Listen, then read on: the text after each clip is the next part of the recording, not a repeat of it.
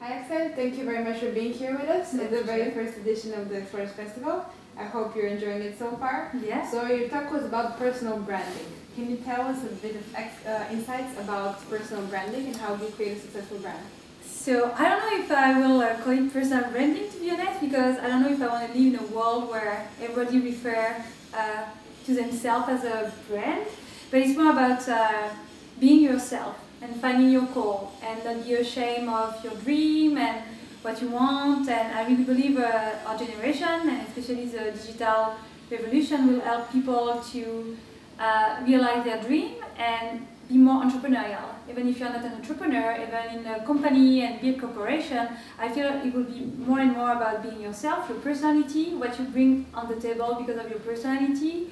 And Axelle Agency is called Axelle Agency because I feel, you have so many agencies in the world, you have so many people that want to work, like help brands or institution or project, that it was a little bit like a joke to call it an agency. It was more like about my vision and my message, and if you like who I am, maybe we can work together because what I do and who I am are so related. In a way, the merger it's more a merger than a work-life balance in a way.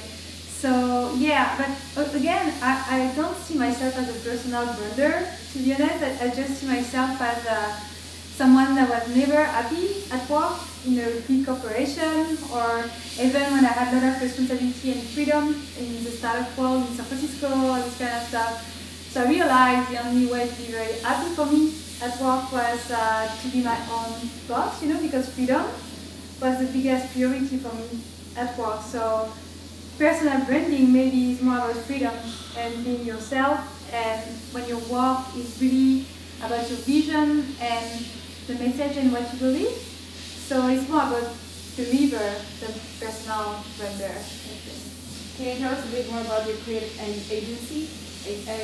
So the agency, so I started the agency in March. It was a really organic process. It's as I say on stage, it was more on the other side of fear. If I really wanted, you don't want to listen too much about the fear and just jump, on the unknown. And I really wanted to create my company since a long time, but I think I was very scared because it's scary when you start your company.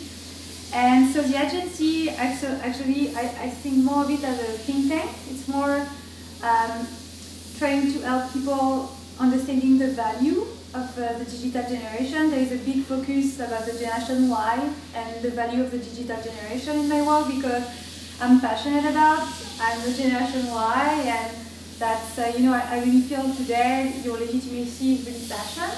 So this is my passion, so I think it's enough to be a little bit legitimate, to help people or brand or project to understand this generation, what we are about, what we expect, what are our dreams, because many people think the situation is so tough economically that we are the kids of the recession and everything.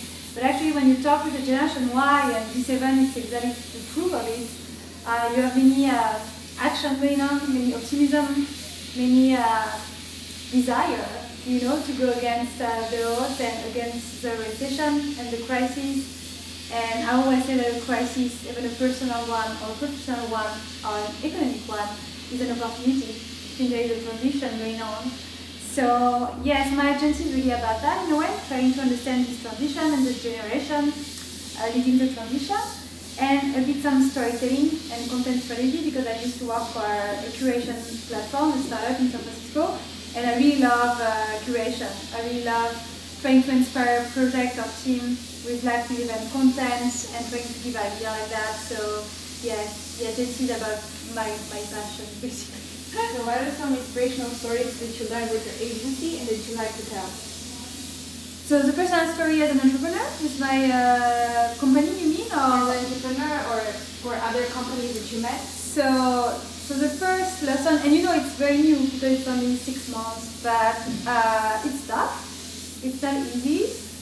It's amazing. I have no regrets because you have a statistic that says that in 10 years in the US, 40% of the workforce will be freelancers or people working for themselves. So I really believe it's just the beginning, that for the moment being by yourself and working on projects, it's not the mainstream, but I'm sure soon it will be the new normal. So this is what I learned. It's a tough journey, you know, because you have this romantic image of exploration and entrepreneurship and make your dream big and everything. It's really about that, but it's not easy every day. You have upside down, and it's because it's worth it that it's tough. So this is a big lesson for me, and yeah, the endless curiosity that comes with the fact when you have your company, because you learn so much from people you meet, you know, along the journey and the project you work on, and I really discover actually that what I say on stage. The three big skills that I learned and I feel are very key right now for me are resilience, you know, like during tough time or uncertainty or economic crisis, you need to, so a resilient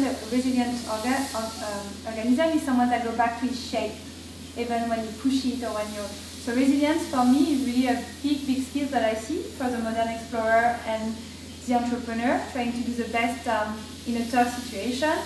Empathy, the fact like to feel for others, to humanize your brand, your company, your project, to work with your emotion, not being scared by it, not trying to hide yourself behind your project, work with your emotion, be yourself.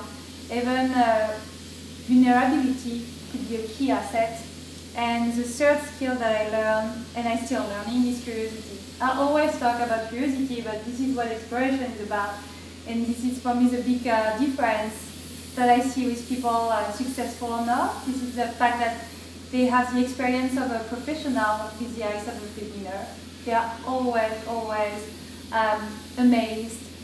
They are always looking for a new discovery, and they keep, you know, like the good idea and vibes coming to their project, and the evolution and the adaptation of the project, because we live in a very fast and furious world.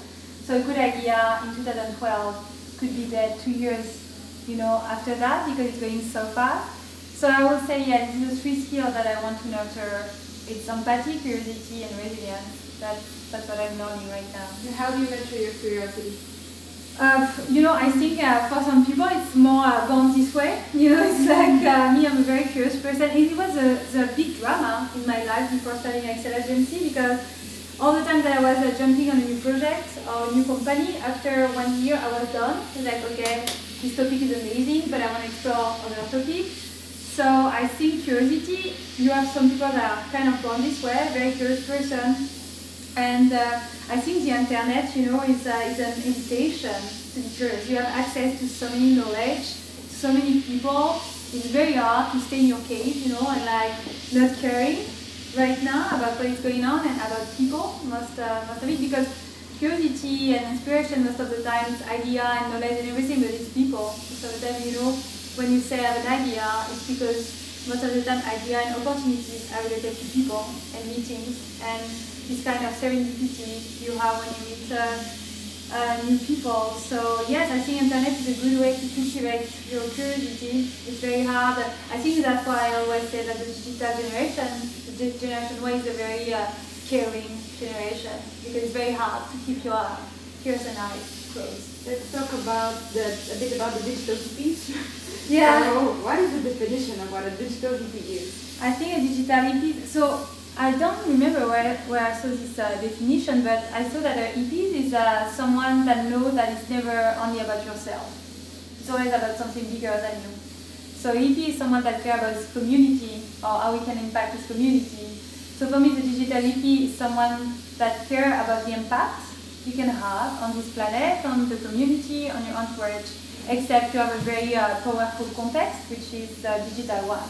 So if I want to create a movement, if I want to reach people, it's easier right now than 50 years ago, because with one click, I can talk with someone in Tokyo at the opposite of the world. So digitality is just someone that knows it's never only about you, about yourself, with a very powerful context. And I always say revolution is always timing. And that's why I feel our generation has a very good timing, because we have the context and we have the value and the desire to change something. You know, we know that the previous system, the industrial revolution, is not working so well right now. You know, so yeah. Do you think people are ready to support projects that have a social impact? Yeah, I mean, from what, maybe I'm a bit biased, but I feel our generation is really about that. You know, when you see the brand that resonates for them, when you see the kind of project they want to jump in, I don't know for you, but I guess you are more happy to be at the Explorer Festival than working for a big corporation, just making money and profit. So I think, yeah, for many people, the social element is not a detail anymore. It's what is driving you in a way. Even it's not only about the salary anymore. It's not about that at all. You have to feel meaningful in what you do, and so you need to have a meaningful job or mission. That's what I feel. Can you tell us some explorers that you look up to?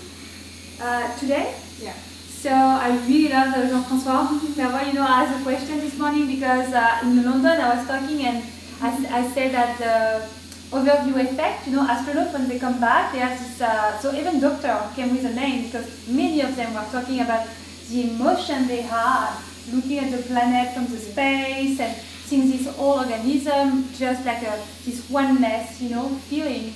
And so Jean-François, for me, having the chance to talk to an astronaut, because me, I say on stage one day that the oneness effect, the overview effect of my generation was the internet.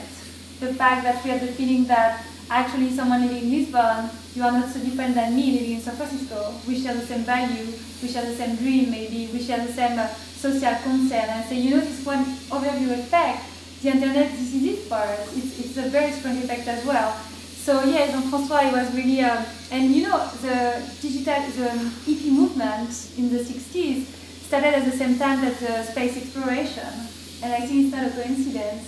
So you remember like 69, a guy go on the moon, and at the same time you have the hippie, because I think space quest and the fact to care and this feeling of oneness and you know that separation is not it's just an illusion, even like, because from space you cannot see any boundaries, you don't even see any countries, it doesn't make any sense. It's just a big blue ball with ocean, and so when they came back, they are not activists, but really caring about sustainability and ecology, thinking space solidity, you know, like, because it was a big psychological revolution, and if you are super young, so maybe you don't know, Space Odyssey is a song of David Bowie, but it's super cool.